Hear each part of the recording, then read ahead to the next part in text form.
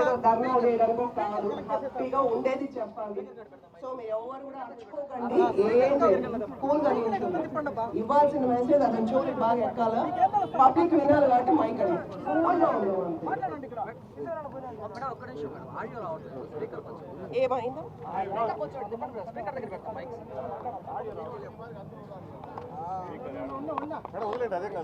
Okay.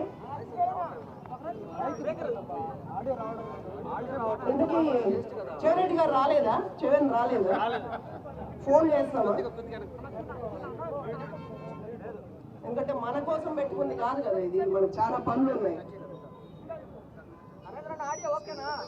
ఏమైనా phone number ఉంటే కూడా ఇవ్వండి, నేను చేస్తాను ఖచ్చితంగా. నా ఫోన్ ఇవ్వండి, అతని నెంబర్ ఏదో ఒకటి పెడుతూ ఉంటారు. నెంబర్ చెప్పండి అమ్మా. 9676669999. దేవుడి పాట చేసేంత పాపాలే.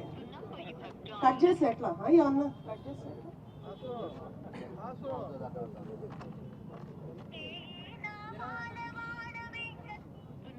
కట్ చేసేలాగా సరే కానీ లేదమ్మా, రాసేసుకుంటే ఎట్లా, మనతో ఇటు రాకపోతే ఎట్లా, వస్తే ఇక్కడ నిలబడుకుంటే ప్రెస్ వాళ్ళు ఉంటారు, చెప్తాం కదా. అతను రాడు.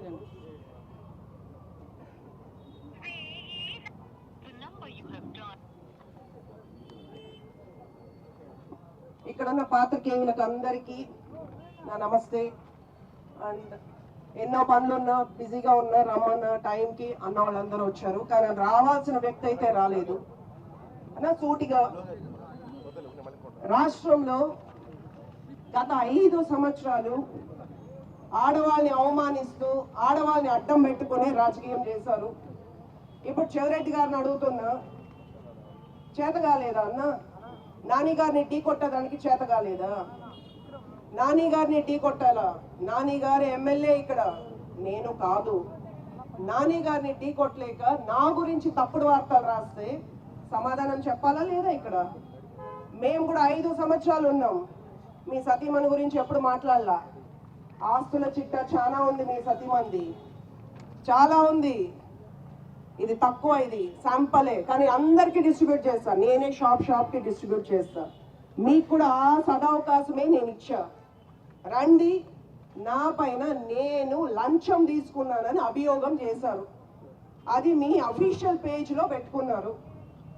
పేపర్ రాతలు నేను పట్టించుకోను. సాక్షి రాతలు, తల రాతలు మార్చేటట్టుంటే మీ 2 చోట్ల ఓడిపోయి ఇంట్లో కూర్చోరు. మీ తలరాతలు మారి 11 మంది ఉండే చోట ఉంటారు. 164 మంది ఉన్న చోట ఓడిపోయి ఇంట్లో కూర్చోరు.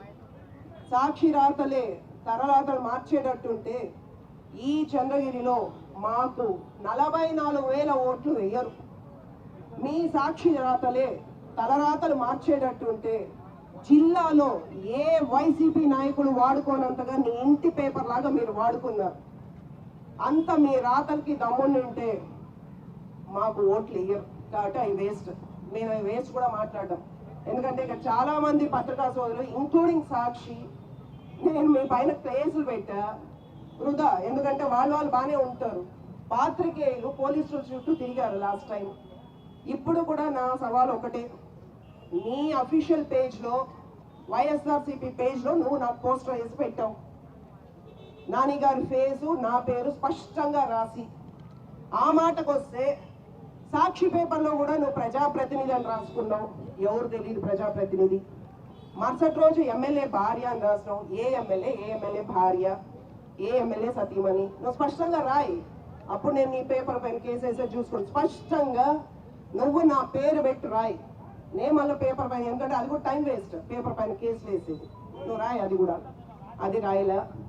నీ గ్రూప్లో వెరీ స్పష్టంగా నాని గారి ఫోటో వేసి, నా పేరు నానిగారి ఫోటో క్లియర్గా వేసి, నానిగారి అంటే ఎమ్మెల్యే సతీమణి అంటే నానిగారికి ఉన్నది నేను ఒక్కతే సతీమణి కాబట్టి నేనే రాసావు. నిన్ను రుజువులు తీసుకొని రమ్మన్నా ఇక్కడికి. నేను 50,000 రూపాయలు, 50 లక్షలు ఒక విలేజ్ అంటే నీ మనిషి మళ్ళా అతను నీ హయాంలో ఇచ్చిన ఈఓ గారు, ఒక పంచాయతీ ఈఓ గారికి నీ స్థానం కంటిన్యూ చేయాలంటే ఎమ్మెల్యే భార్య 50 లక్షలు అడిగారని స్పష్టంగా నువ్వు రుజువులతో నీ అఫీషియల్ పేజ్లో పెట్టుకున్నావు. అన్ని గ్రూప్స్లో నువ్వు సర్క్యులేట్ చేసావు. అందుకు మాత్రమే ఇక్కడికి రమ్మని చెప్పాను. నేను వచ్చి రుజువులు ఇస్తే నేను నీకు సమాధానం చెప్తా. వెనక కూర్చొని ఇది రాసుకుంటే వృధా. నేను బాగా చెప్తాను వినుకోన్నా. ఏ రోజైతే చట్టసభల్లో మా బోనమ్మ గారిని అవమానించారో ఆ రోజే మీ పార్టీకి పతనం స్టార్ట్ అయింది.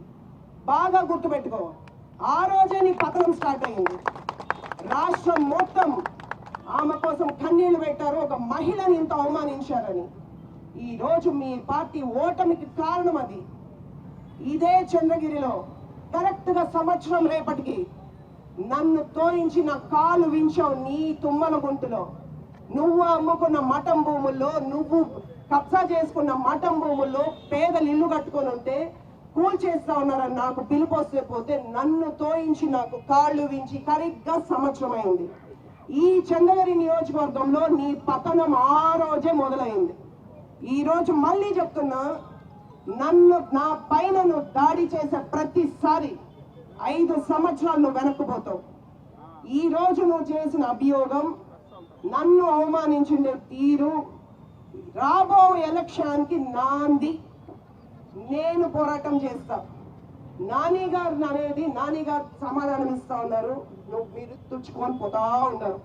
నువ్వు ఎన్నైనా చెప్పు, నాని గారు సిద్ధంగా ఉన్నారు సమాధానం చెప్పడానికి.